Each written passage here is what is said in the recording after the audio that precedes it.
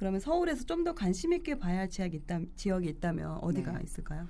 일단 저는 서울 중에서는 그쪽 세 군데가 그래도 이제 하방 경직성이 있는 지역이다라고 이렇게 보고 있는. 하방 경직성이요? 그렇죠. 잘 떨어지지 않는. 잘 떨어지지 않는 지역. 잘 떨어지지 않는 그쪽 지역은 어떻게 보면 토지거래 허가 구역으로 묶었다는 거는 가장 강력한 거로 그렇죠. 묶었다는 거는 가장 강력하게 오를 만한 그렇죠. 여지가 있다. 이렇게 봐야 되잖아요.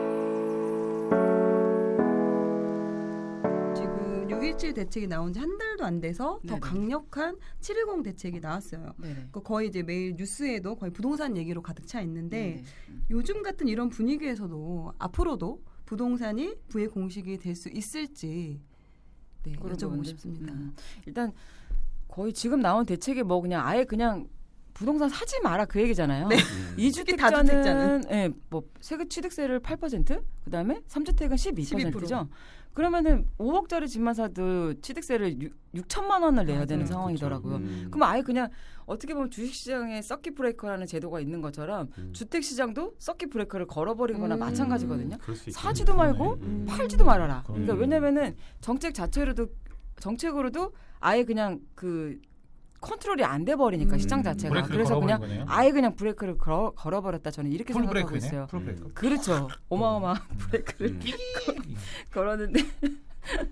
그러니까 지금은 당분간은 사실 부동산에 사실 투자하기가 조금 어려운 환경인 건 맞는데 그래도 어쨌든 무주택에 대해서는 많은 걸 내 집 부분들을 마련? 예, 필수죠. 열어놨으니까 이제 부동산 어떤 강의나 이런 부분들도 내 집 마련 쪽에 맞춰서 해야 되지 않을까 또 이런 생각도 들고 저도 이제 유튜브를 하고 있는데 내 집 마련할 때 어떤 것들을 좀 해야 되나 이런 것들을 지금 하고 있거든요. 근데 기본적으로 우리나라는 부동산에 돈이 많이 몰릴 수밖에 없는 게 미국 같은 경우에는 워낙 시장 자체도 크고 그리고 전 세계 1등 기업들이 가장 많은 데가 미국이잖아요. 그렇죠. 근데 우리나라 1등 기업 몇 개 안 되잖아요. 그렇죠. 음. 그리고 그러니까 전 세계 많은 자본가들의 돈들이 미국으로 몰려갈 수밖에 없고 여러 가지 이제 구조적인 상황도 그런데 또 우리나라는 그 주식이나 펀드에 장기 투자라 그러면 막 난리를 막 중간에 다 해지하잖아요. 못 기다리죠. 못 기다리잖아요. 조금 떨어지면 해지하고 이런 식인데 미국 같은 경우에는 주식시장에 돈이 몰릴 수밖에 없는 게 그 401k 연금이라고 해서 그 직장인들의 월급의 한 10% 20%를 무조건 떼가지고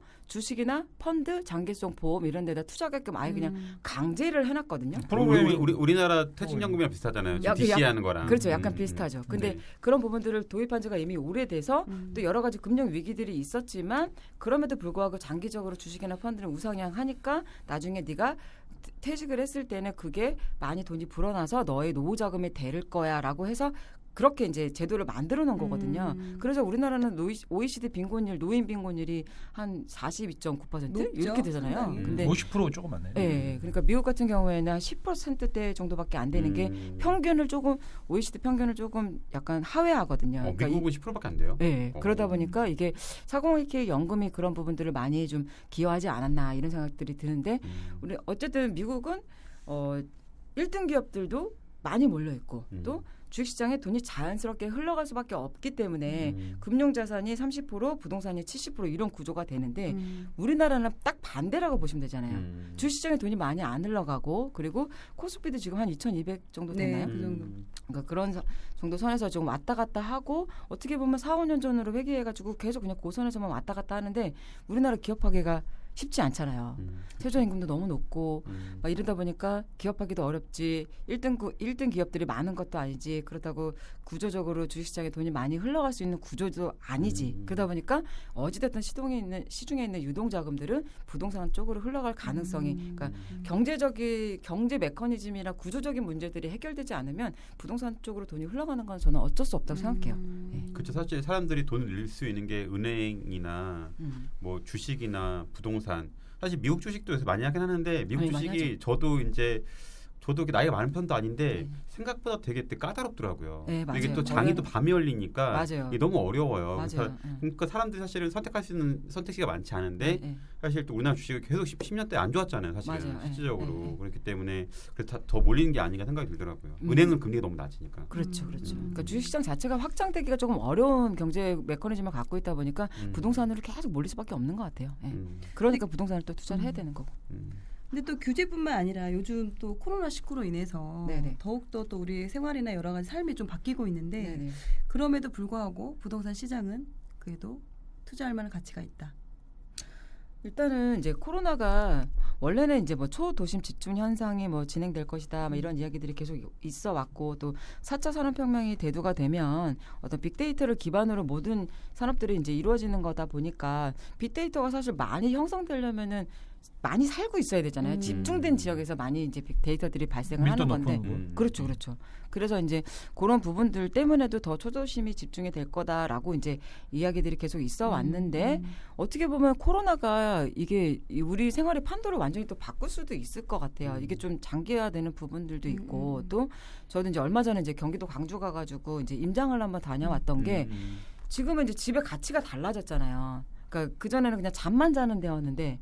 집에서 일도 하고 재택근무를 하는 경우 그리고 집에서 영화도 우리 영화관도 못 가잖아요. 그렇죠. 집에서 영화도 보고 영화관들이 지금 힘들다고 하더라고요. 그렇죠. 외식도 많이 못 하고 집에서 해 먹고 배달 시켜 먹고 막 이러다 보니까 집이 일하는 공간, 그다음에 어떤 주거 공간, 생활 공간 이렇게 개념이 좀 확장되는 부분들도 있을 것 같고. 여가까지 같이. 그렇죠. 그렇네요. 그리고 그러다 보면 굳이 비싼 돈 주고 또 서울에만 살 필요가 있을까? 굳이 서울로 출퇴근을 안 해도 되는데 또 그러니까 조금 더 장기적으로 보자면 이거 코로나가 예를 들어서 백신이 나오더라도 또 다른 또 바이러스가 출현될 수가 있으니까 그렇게 됐을 때는 약간 도심으로만 몰리는 그런 수요들이 좀 외곽으로도 이렇게 아니면 전원주택이나 아니면은 좀 쾌적한 큰 집들 있잖아요. 공기 좋고 이런 데로 좀 그 수요가 분산이 될 수도 있겠다. 저는 이런 생각도 좀 들었어요. 네, 그래서 코로나가 좀 장기화되면은 좀 우리의 생활 패턴이나 이런 것들, 그다음 주택에 대한 수요 이런 것들도 좀 바뀔 수는 있겠다. 물론 이제 이거는 조금 더 두고 봐야 되는 이야기지만.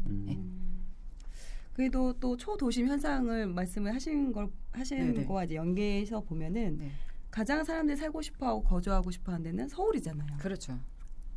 지방에서도 서울에서 살고 싶어 하니까 그런 경우에 이렇게 서울을 예로 들어 봤을 때 네네. 그러면 서울에서 좀 더 관심 있게 봐야 할 지역이 있다면 어디가 네. 있을까요?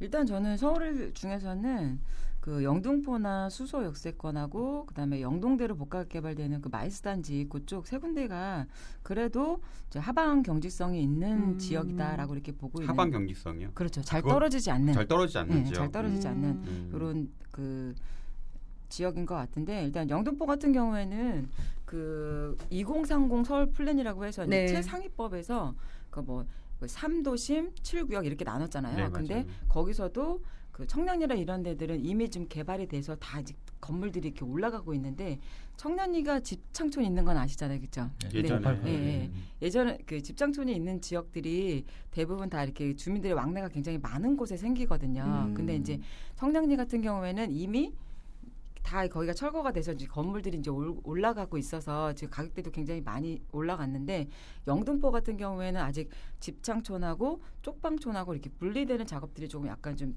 길어 지연이 되다 보니까 아직 그대로 있어서 그 지역 가서 보시면은 거의 한 70년대 같은 그런 분위기가 나요. 그래서 김한가 이렇게 되게 유명한 김한가 가는 길에 보면 이렇게 있는데 제가 한 2년 전에도 한번 가봤거든요. 근데 그런 이제 작업들이 아직 가시화가 안 되고 있다 보니까 아직은 좀 저평가된 부분들이 분명히 있는데 영등포는 그 2030 서울 플랜에서도 유일하게 경제 기반형 도시로 이제 개발을 하다 보니까 거기 있던 뭐 작은 공업 단지나 아니면 뭐 서형 물류단지 이런 물류센터 이런 것들이 다 빠지고 뭐 첨단 지식산업센터나 연구개발센터, 뭐 마이스 복합단지 이런 것들이 지금 들어온 계획들이 있어서 고액 연봉자들이 계속 들어오게 되면 또 집값이 올라가잖아요. 그쵸.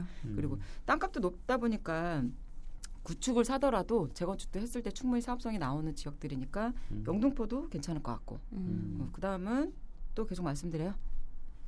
몇 군데? 네. 그다음은 수서 역세권도 좀 말씀을 드리고 싶은데 이 수서 역세권이 저는 그 지금 가서 보시면은 강남에서 보면 약간 외곽이잖아요. 맞아요. 그래서 자곡동, 세곡동 막 이런 데들이 약간 좀 외곽 느낌이 외지가 달라. 있어갖고 약간 강남 네. 같은 느낌은 맞아요. 아니거든요. 근데 거기 수서 역세권 가서 보시면은 거기 그 역 바로 뒤쪽에 막 풀숲이 우거진데 이제 거기를 이제 개발을 하는 건데 거기가 지금 판교보다 더 고밀도로 개발이 돼가지고 일자리가 한 8만 개 정도가 들어온대요. 그렇게 되면 거기를 거점으로 생활하는 인구들이 한 24만 명 정도 한 3인 가구를 했을 때 24만 명 정도 늘어난다는 거거든요. 그러면은 일자리가 8만 개가 늘어나면 수요가 적어도 8만 개 정도 늘어난다고 그렇죠. 봐야 되니까. 근데 그 인근에 가까운 데 집들이 아직은 외곽이다 보니까 강남에서는 좀 저렴한 편이거든요. 그렇죠. 대신에 좀 한 가지 단점은 공공임대가 좀 많은 게 단점이에요. 예, 그게 좀 단점이긴 하지만 그래도 워낙 일자리들이 많이 들어오니까 그쪽 지역도 좀 눈여겨보셨으면 좋겠고 또 한 군데는 뭐 워낙 유명하잖아요. 영동대로 복합개발단지 하는데 뭐 GBC도 들어서고 마이스 복합단지 들어서고 하는데 거기도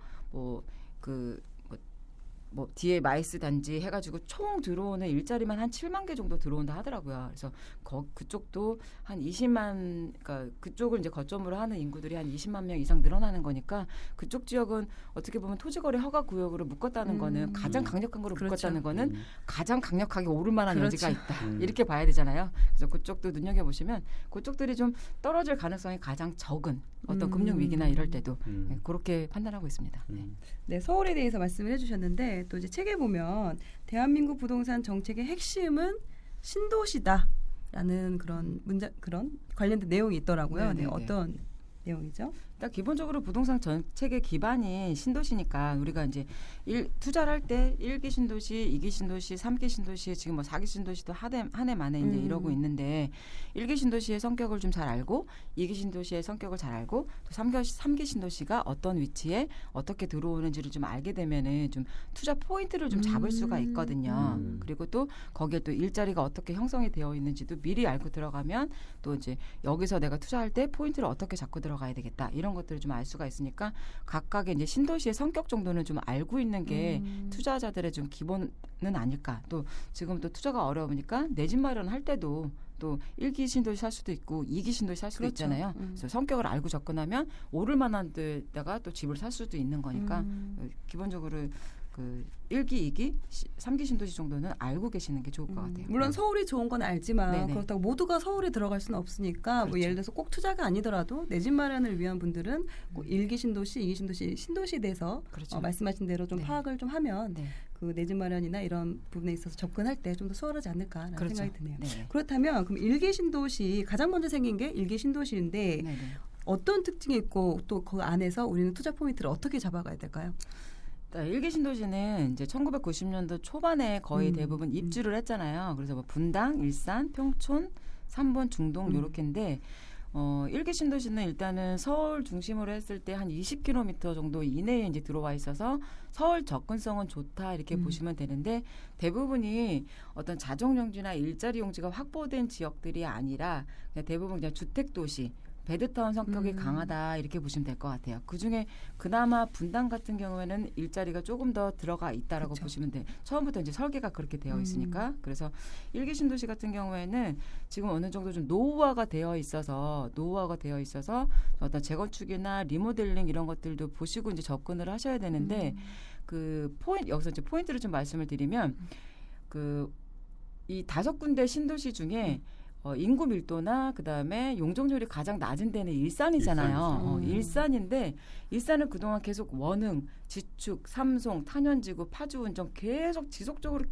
계속 공급을 하니까 집값이 올라가지를 못했잖아요. 근데 이번에 또 창릉지구도 또 하잖아요. 네. 또 한 그렇죠. 3.8만 호 네. 이제 공급을 하고 탄현동에 공공택지도 한 3,000호 정도 이렇게 공급을 하거든요. 그러니까 사실 일산 주민들은 화가 나는데 이거는 어쩔 수가 없어요. 왜냐하면 화가 난다. 풍동지구, 식사지구, 그러니까 킨덱스 식사지구도 있네. 끝도 네. 없어 주변에. 근데 어쩔 수가 없는 게 위성 지도를 보시잖아요. 그러면은 빈 땅이 없어. 빈 땅이 너무 많아요. 거기밖에 없어. 그러니까 뭐 평촌, 삼본, 분당 이런 데들은 다 주변이 산이야, 산으로 둘러 있어요. 산으로 둘러 있어갖고 집을 지을 수가 없는데 이미 지을 땐 다 지었어. 부천 같은 데도 조금 있고 그래서 이번에 대장지구 또 지정을 했잖아요. 그렇죠. 근데 부천도. 일산은 아직 널널해. 그게 너무 많아. 일산이 너무 산이 많아. 하나라서 일산이고 원마운트가 그래서 일산이 영어로 그렇구나. 네, 전 원마운트가 그건 그래서 처음 그래요. 알았어요. 원마운트. 다른 데는 매니마운트인데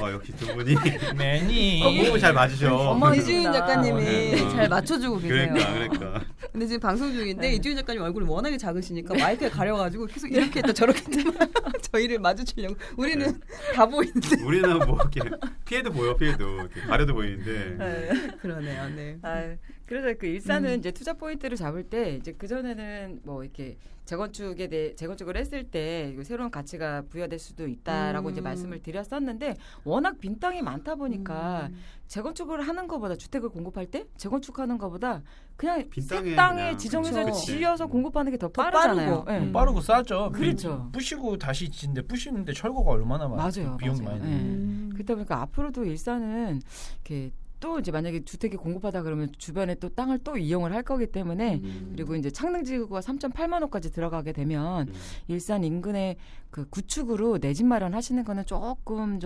힘들다. 이렇게 좀 어렵다. 좀 더 주의해야 이렇게, 되겠다. 주의해야 된다. 이렇게 보시면 될 것 같아요. 네. 그러면 다른 지역 같은 경우는 뭐 재건축 리모델링 가능한 생각하세요? 분당이나 평촌 이런 데는?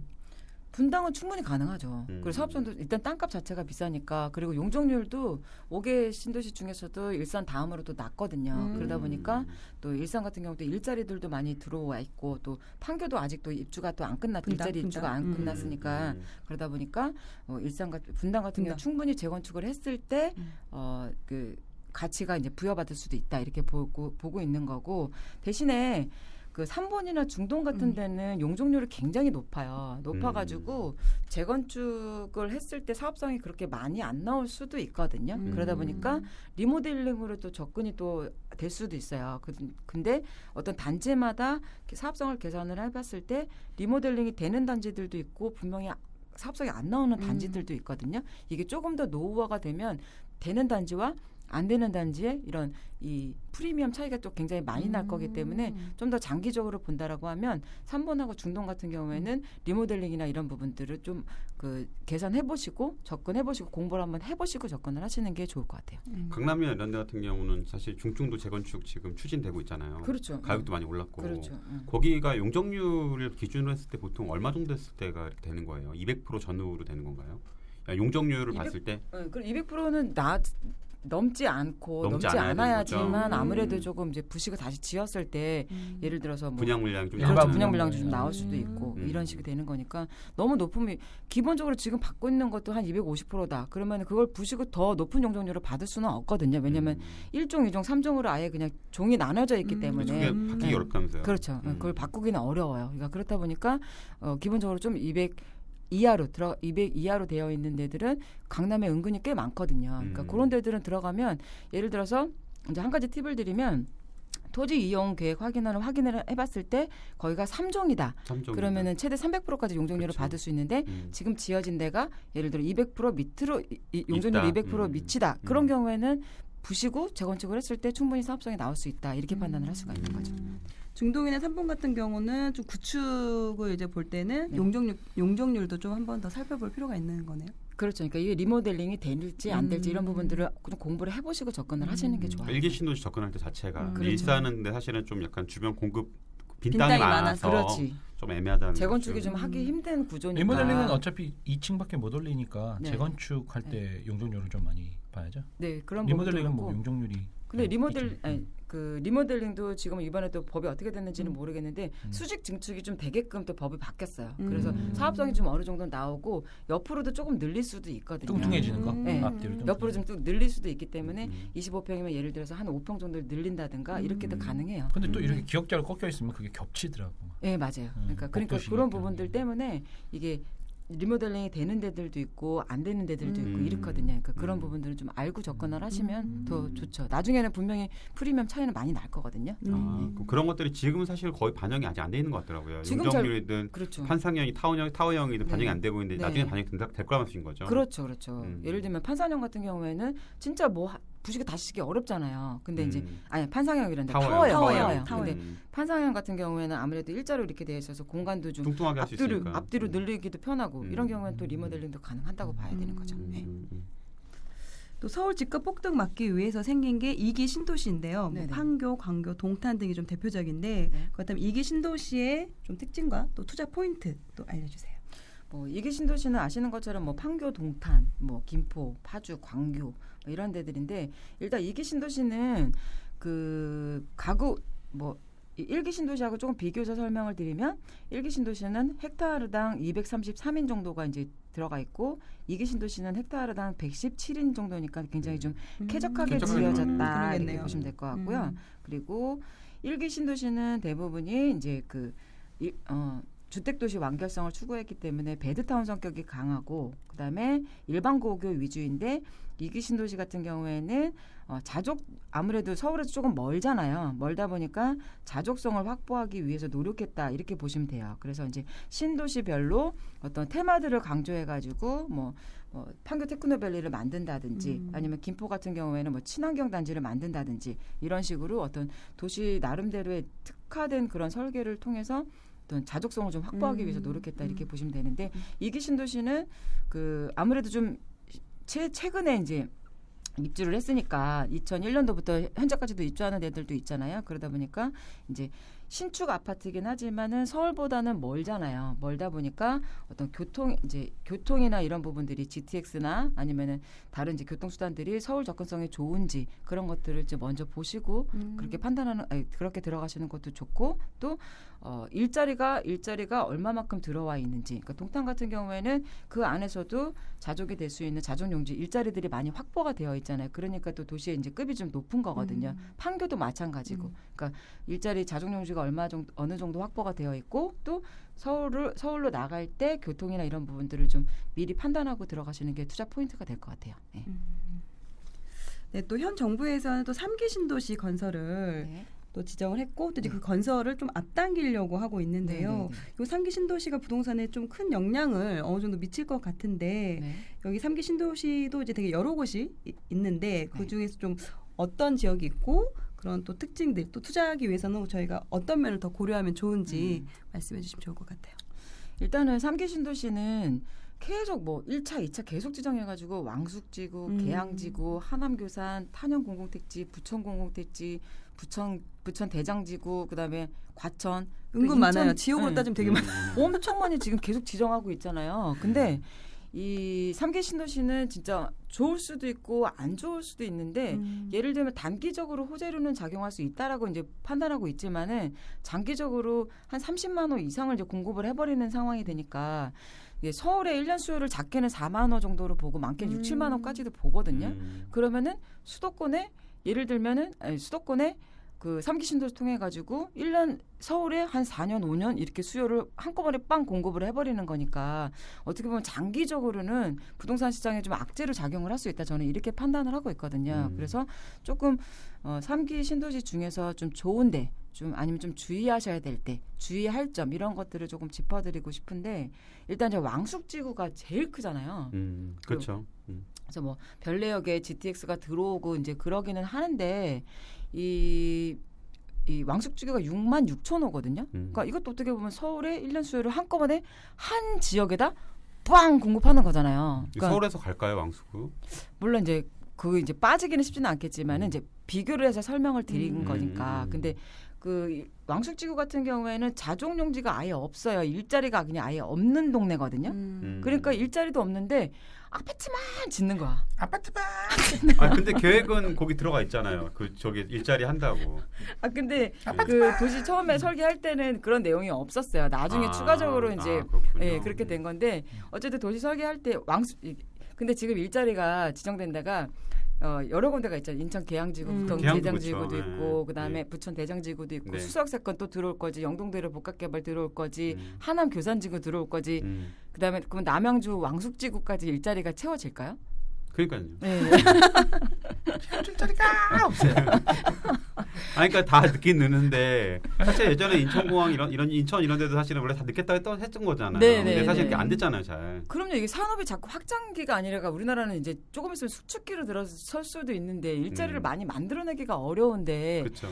그 중에서도 강남이나 수서, 마곡, 판교 이런 데부터 하남 교산까지는 채워질 거라고 예상은 하는데 인천 계양지구, 부천 대장지구, 또 왕숙지구까지 이렇게 하게 되면은 거기까지는 채워지기가 좀 쉽지 않을 수도 있겠다 이렇게 판단하고 있어요. 만약에 채워지더라도 시간이 너무 오래 걸린다 이렇게 보고 있기 때문에 왕숙지구도 처음에 이제 그 6만 6천 호만 공급한다고 했다가 이게 좀 이제 일자리도 없이 그렇다는 의견들이 나오니까 다시 추가적으로 이제 발표가 된 것 같은데 어쨌든 왕숙지구는 별내역에 이제 GTX가 들어오긴 하더라도 이 너무 많은 아파트를 한 지역에다 공급을 하는 거기 때문에 그 인근의 구축 아파트한테는 거의 어떻게 보면 약간 암흑기가 찾아올 수 그렇죠. 있다. 당분간 어렵겠네요. 예, 이렇게 판단을 하고 있습니다. 네, 그래서 되게 외진데요. 별내역에서 맞아요. 한참 위로 가야 돼요. 논밭이고 맞아요. 퇴계원역 거기 근처인데 사실은 근데 그동안 되게 가격이 거기 저렴했다가 발표 나오고 나서 악재라고 생각했는데 또 가격도 많이 올랐어요. 오르긴 최근에. 올랐어요. 네. 저도 남양주 쪽에 갖고 있는 게 있어가지고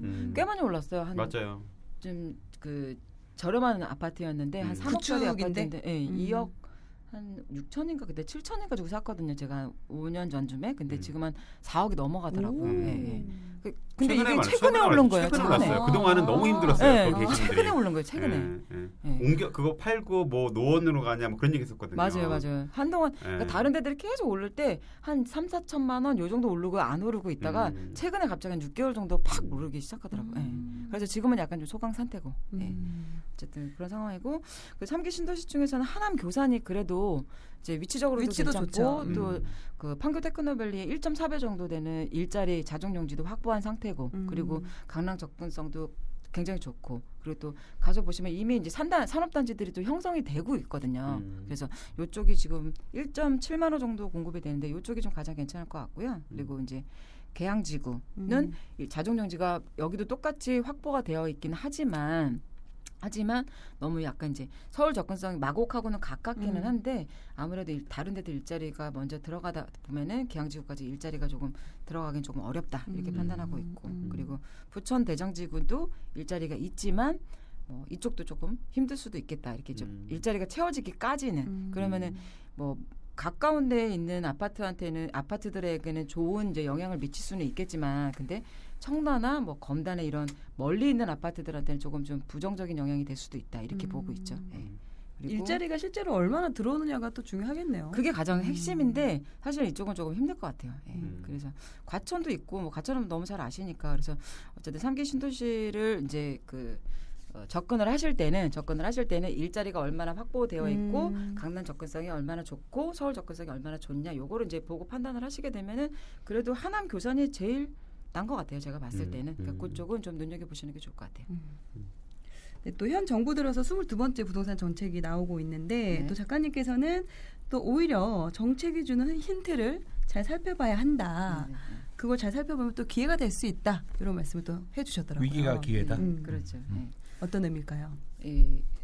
계속 지금 이제 부동산 정책을 이제 발표를 하는 거는 그만큼 너무 이제 안 잡히니까 계속 그렇죠. 정책을 발표를 하는데 사실은 이제 구역별로 나눠주고 이번에 또 이제 인천 중구까지 조정대상 지역으로 또 이제 그 지정을 해가지고 인천 중구 안에 혹시 실미도 있는 거 알고 계시죠? 네. 왜 우리는 조정 지역입니까? 근데 거기 실미도 혹시 가보셨어요? 비겁한 가보진 않았어요. 영화로만 봤어요. 실미도가요. 가서 보시면은 바닷길이 열렸다 닫혔다 이렇게 하는 데예요. 그러니까 열리면 들어갈 수 있고 닫히면 못 들어가는 데거든요. 그래요? 네, 그런 데까지 조정대상 지역으로 지정이 됐잖아요. 네. 그래서 그거 보고 너무 좀 이게 너무 급하게 하다 보니까 여기는 아파트도 없으면 섬이야 섬. 거기도 제가 아까 말씀하신 것처럼 이렇게 가격이 이렇게 올라갈 수 있다고 판단을 했나 보네요. 거길 빼놓으면 또 거기 그러니까 후손 효과 일어나니까 그러니까 안 된다. 그러니까 물이 빠질 빠질 때 올라가니까 사람들이 그랬구나. 물이 앞으로는 이게 네, 바뀌어가지고 이게 힘든가 이게. 기후가 바뀌어가지고 물이 계속 빠지려나? 그러니까 이게 힌트인가요? 지금 잠깐 말씀하신 힌트인가요? 유지의 마인 힌트. 실미도 잘 봐야 된다. 실미도가 계속 바닷길에 열려 있는지 아닌지 자주 봐야 된다. 네. 살펴봐야 된다. 이런 내용. 그래서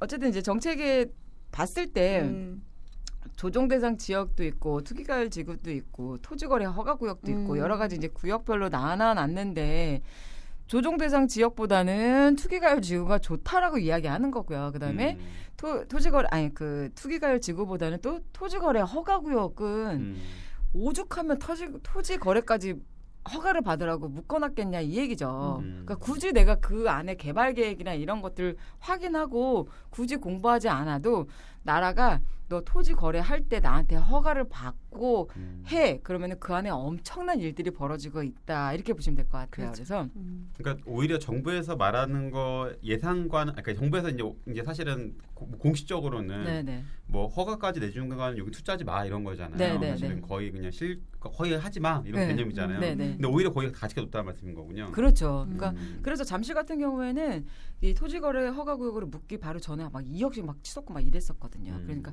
그 안에 지금 마이스 복합단지, 국제교력 협력지구 막 이런 식으로 엄청난 일자리들이 들어올 거기 때문에 또 어마어마한 또 고액연봉자들이 그쵸. 들어오게 되거든요. 그렇죠. 그러면 당연히 그쪽이 가격대들이 들썩일 수밖에 없기 때문에 토지 거래 허가까지 받으라고 해놓은 거니까 어떻게 보면은 토지 거래 허가는 위헌 소송의 여지도 있거든요. 왜냐하면 과거 사유재산에 대해서 판례를 봤을 때도 할 수 있다라고 나와 있어요.